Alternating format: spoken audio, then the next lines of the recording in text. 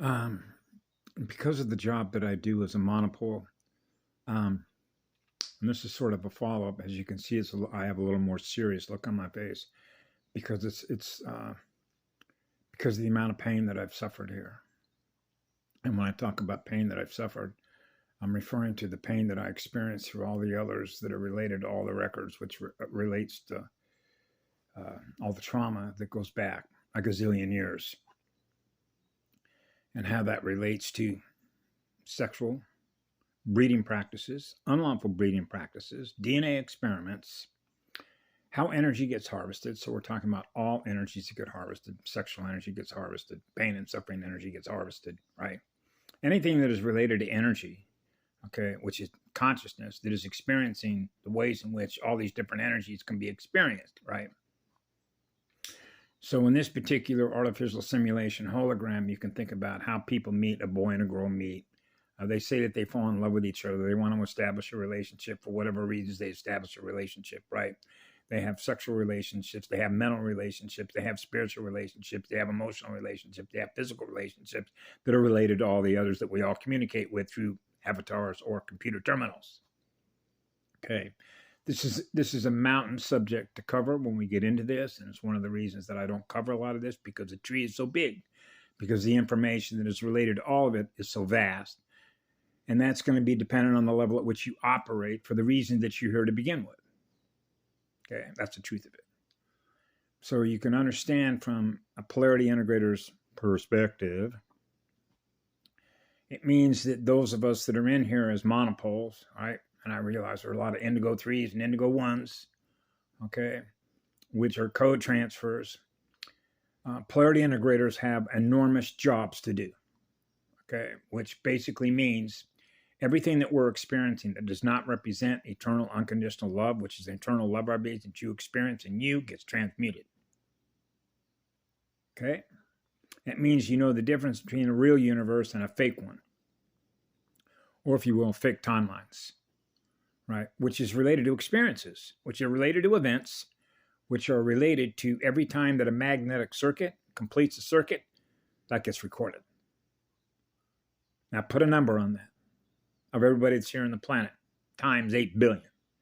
Now take 8 billion, 57 trillion cells, multiply that by every magnetic circuit that is opening and closing, that is represented by that experience. That's a big number, huh? Okay. So I can talk forever about sex. I can talk forever about breeding practices, who you want to breed with, who you don't want to breed with, why you would breed with something, why you wouldn't breed with something, particularly when it comes to codes, okay, which are frequencies, which are circles, which ignite, that represent visual information, right? So when you get into what we call unnatural, but then again, we're back to UN, so I'll use the English language, which is not the natural language, in which the vibration and the letters and the formatting do not match up. So I got to put that out of the way first. But be that as it may, right, you have what I remember when I was a child, what we call perversion, okay, what we call perverse. Well, now we're getting into perception, right? Remember, there used to be an old saying, because I saw this in a movie, because I was supposed to, one man's pornography, right, is another man's garbage can. Or if you will, what you choose to experience versus what somebody else chooses to experience, and why one would choose to experience that versus why someone would choose not to experience that. And what is that based on? Learning. Okay, so you realize, as I did, okay, because I'm on my journey, everyone else is on their journey, right? So I'm experiencing what they are based on the energy that they're using to experience that with, why they would choose to experience certain experiences from which they're going to learn, right? So when we get into what we call the service to self, or what we call a perversion of nature, then you would say, okay, well then what comes natural to you? Okay? The birds and the bees, right? So you see how this sort of gets mathematically driven when it comes to population, population control, and what species have the ability to reproduce themselves successfully over time from one generation to the next based on the language of sound, vibration, and frequencies. So I'll just give you one example. This is no secret. Why would I choose, or any male choose, to be attracted, if you will, to a flower that you feel that you would want to breed with, and why? Now, I did a short video once a while back in Reno, Nevada about breeding and the female mitochondria. Okay.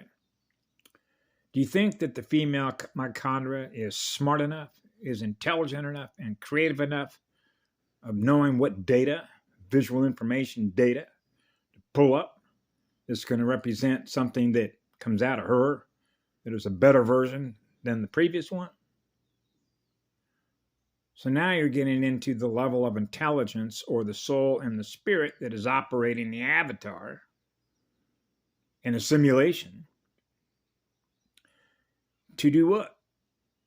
Produce another end user product, which is a GUI, which is a graphical user interface, that a soul and a spirit that is going to come through her portal, in which they're going to use that avatar that gives them what?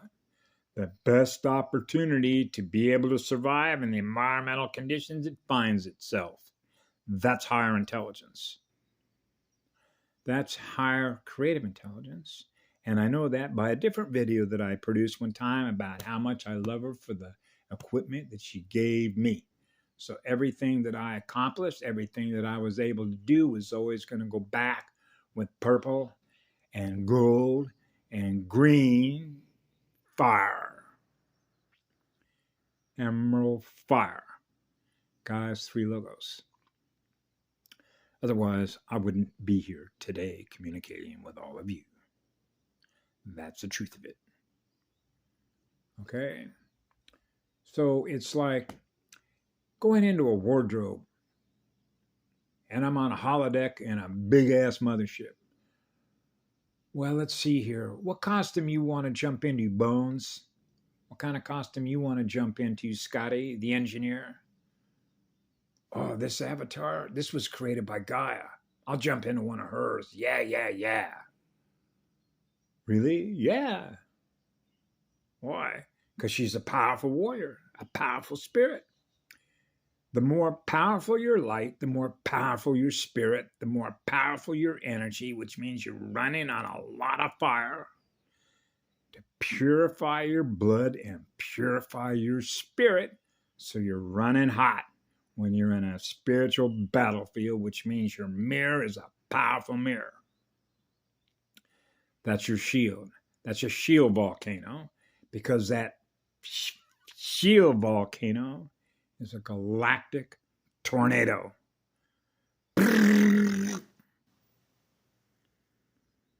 Burning off, as I used to say as a child, all their bullshit, which is all their fakery. And all their fakery comes through what? Mass media, like media. You know what media density is? Media, the medium, the disk, a DOS wafer, a disk operating system, a hard drive. Now we're into drive motors. Now we're into recording devices. Now we're into playback machines. Now we're into the wayback machines. Which way you going? Right or left, baby? Hey, I'm at the center point of that sphere. I'm at the center point of that magnetosphere. I'm right at the exact center point where atoms are cycling at the highest rate of a speed, which is a love vibration, goes on forever. That means that the water, which is the memory, which is the consciousness, is experiencing eternity. So that every little spiral spirit that represents the elements are experiencing what you are as a soul that is operating the equipment. So that basically means that you ought to know what to breed with, right? You don't want to downgrade the universe, do you? Now we're back into versions. Now we're back into cyborgs. Now we're into the super soldiers. Now we're into the difference between organic and inorganic, the relationship that they have with each other, right?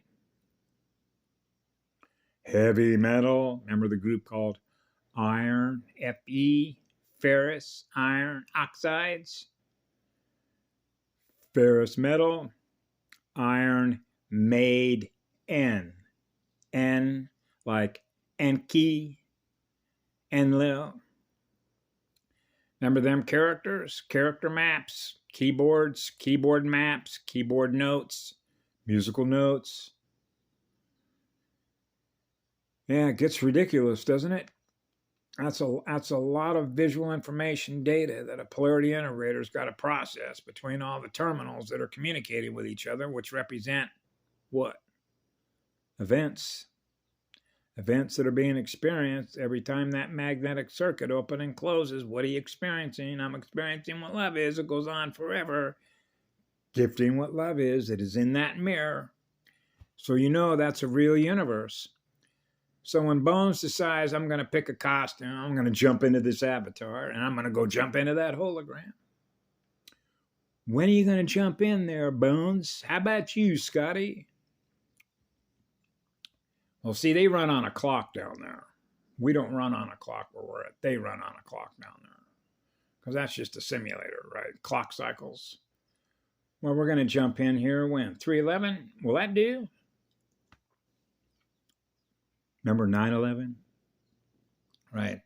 We're going to jump in at, what do you say, 1:34 in the morning, Eastern time zone. Bang.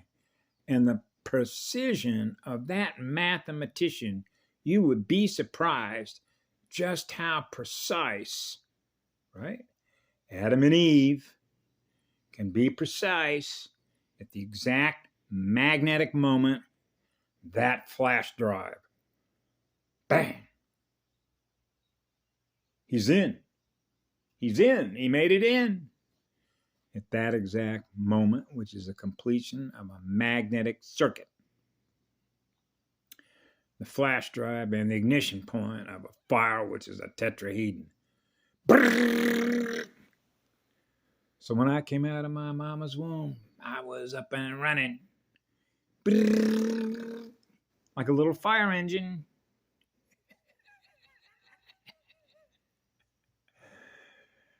Oh man, oh man. Sorting the field. It's called sorting the field. So I used to have a lot of fun, but it's not a game. It's amazing how you actually really don't. This is when I used to describe how, and it's an eternal blessing to know that I'm not going to use my energy in the same way that you use your energy, because I happen to love my mirror. Now, I realize you don't love your mirror. So if I use my mirror the same way you use your mirror, my mirror is not going to last very long, the same way yours isn't going to last very long. That means that I knew the pathway that I chose to learn through, which are powerful spirits. They're powerful in the light, which is what love is. Eternal love was my first teacher, because that was my first experience, was an eternal love vibration. So I never forgot that vibration, because that's a vibration that I run. So you know that means you were born in heaven. That's right. And that's what made it so challenging as a child to go, okay, well, I've never left home because I'm experiencing what love is. It goes on forever. It's like, when is the cavalry going to show up? We got to get it up. We got to get it up. We got to get it up. So when you sort of realize, when you sort of put everything that you've experienced and how this all relates to how everybody else has experienced what they are, and how we translate that and share this information with other of all of the above, which relates to all the sexual, spiritual torture, emotional trauma, abuse, and what it means when we talk about altars. An altar. Because I've worked with a lot of altars, And you realize, because I've experienced it, and experience is the teacher, that an altar, it becomes almost, I don't like to use the word impossible. It is a challenge when you are communicating with somebody that does not like full exposure, which means the love, which is the light that loves you. And when you are experiencing eternal love in your heart with the eternal light, it means it's easy to expose the programming of what's been held in memory as a result of what's happened to them. So you have to be very sensitive on how we communicate, which is called the art of healing, which is the art of communication, so that we do not experience the result we don't want, which is a negative one, as a result of that exposure. But what we find through experience is that when we do expose it, they become aware of what's been exposed. Now we're into the reaction state between a negative one, which is AC current, and the positive side. So you can understand with a negative polarity bloodline, it's risky business, depending on whether they are a male or a female.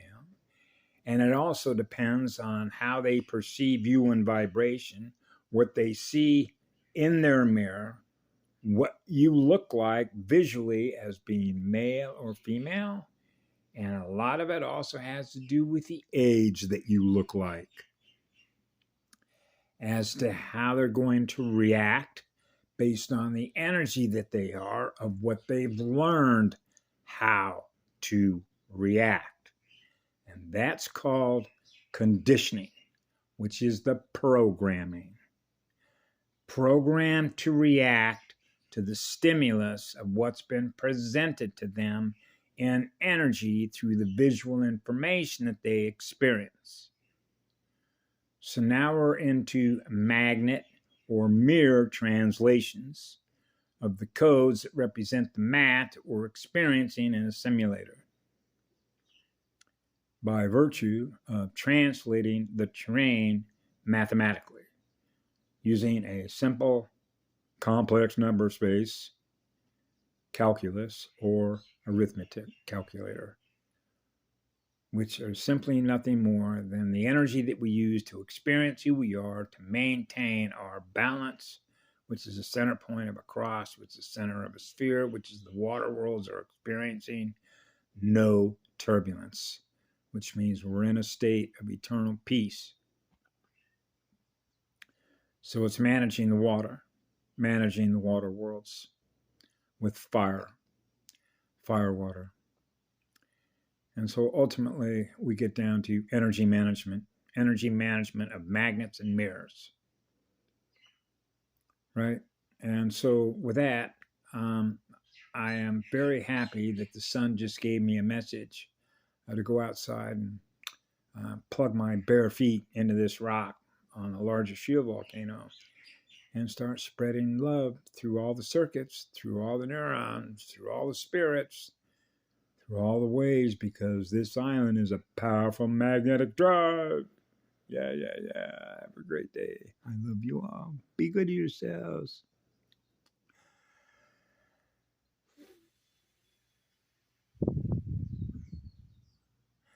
There is a lot of ether.